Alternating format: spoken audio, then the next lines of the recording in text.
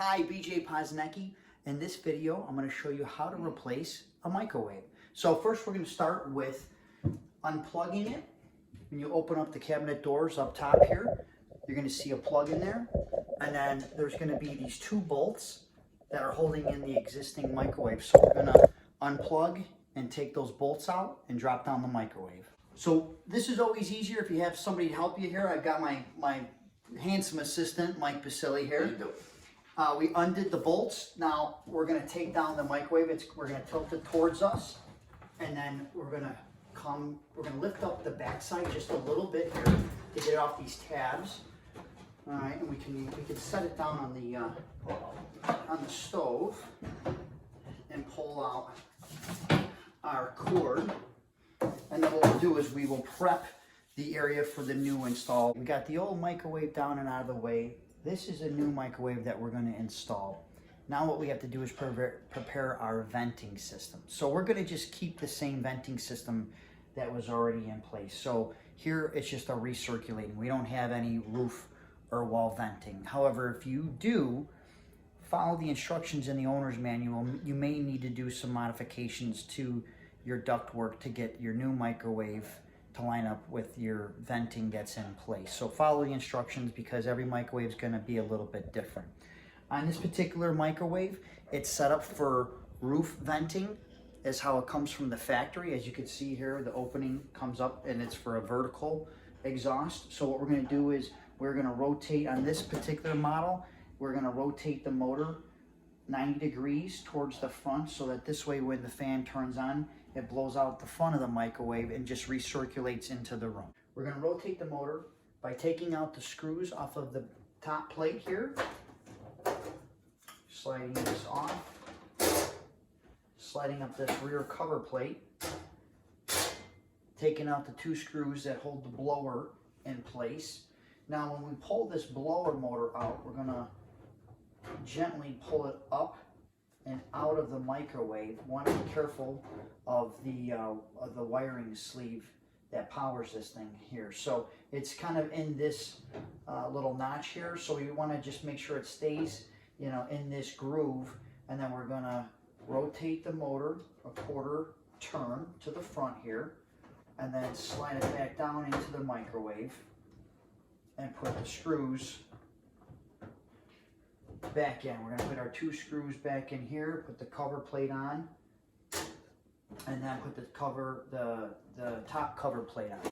Screws are all put in, motors fastened. This particular microwave happens to come with an additional cover plate that slides in up top here and then has three screws that lock it into place. Before we take the old mounting bracket off, we're going to mark where the screws are so we know where the studs are.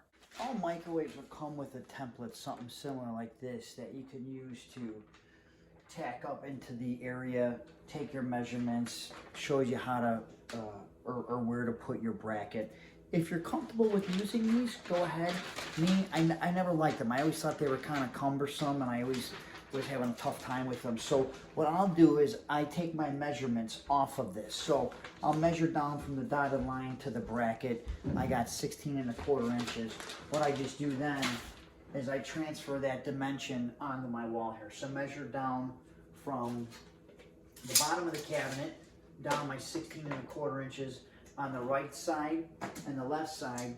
And then what I'm going to do is I'm going to take my measurement in between these two cabinets here at the back. All right, and I've got 30½. So I'm going to make my center mark right here at 15¼ and then I'm going to install the bottom bracket on my lines.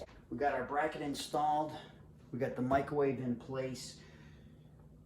The hole that from the old microwave is close enough where we are not going to drill a new hole for this microwave. We've got a little, we're just off maybe by 3/4 inch where we have enough room underneath the cabinet here where we can fish the cord up into the cabinet. So we're going to leave that alone.